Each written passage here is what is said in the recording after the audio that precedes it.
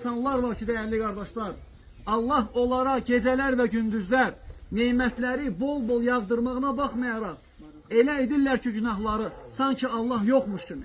Lakin Allah Teala mümini elə vəsf ediyor ki, Kur'an-ı Kerim'de o kəslər ki, günah eləyəndə, fahiş bir iş görəndə, nəfslərinə zulüm eləyəndə Allah dərhal onların yadına düşür.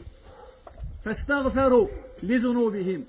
Ve Allah yadlarına düşəndən sonra ki, Allah'a karşı səhv elədin, günah elədin, xəta elədin, Allah'tan bağışlanma deyirlər.